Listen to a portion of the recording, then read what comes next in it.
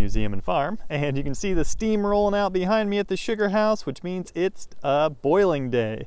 So I thought I'd take y'all along and go visit Lindsay and Kim as we do some sap boiling and get that sap turned into maple syrup. So let's head on in.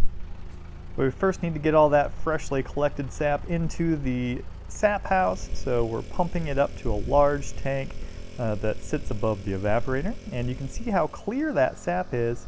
It's different from tree to tree, but usually it's about 98% water and only 2% sugar, so there's a lot of boiling that has to happen to get from sap to syrup.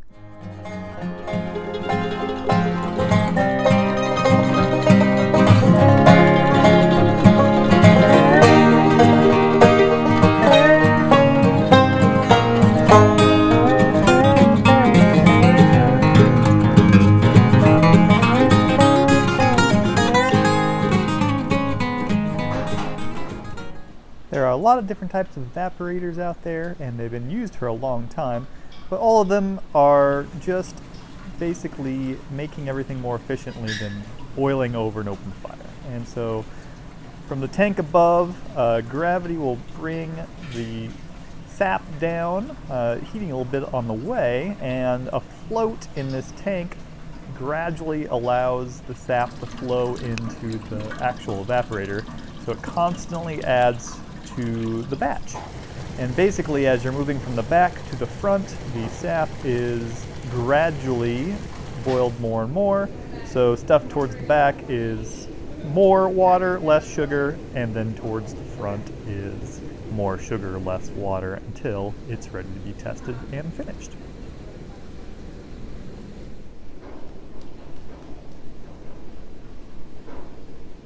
Here, Lindsay is using a hydrometer to measure the density of the syrup, and that will tell us if the sugar content's right. We also can see the gauge. If it's 7 degrees over boiling, then we know it's close. And when it gets to that point, then we can drain out this syrup for its final filtering before bottling. And again, we want to make sure it's right on, so it's excellent syrup. So we're going to measure that density again before we run it through some filters so that it can be bottled.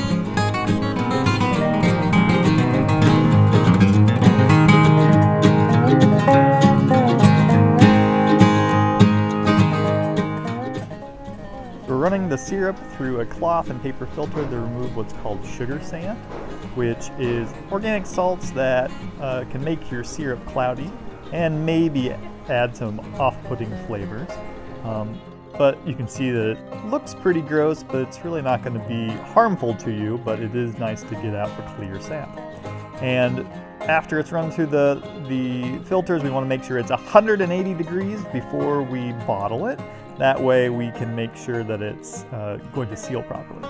But also, this is the time that we're going to test the individual batches for their grade. And so often this was done by eye, to see what color the syrup was, but humans basically, we all see different colors, so we can really have some variance from person to person. So this little device uses how much light is passing through the syrup using control of water to tell us what grade it is. And that was a 35, so this is a nice dark syrup.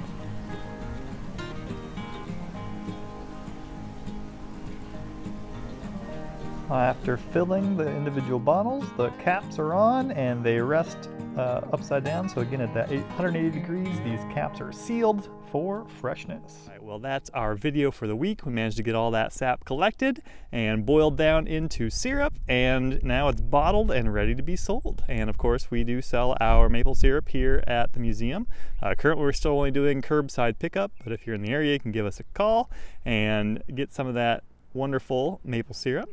And otherwise, if you're enjoying our videos, make sure you give us a like and subscribe here on YouTube. And if you're following along on Facebook, you can give us a like and certainly share with your friends if they think you think they would enjoy this as well. Otherwise, I will see you again with some more fun farm videos.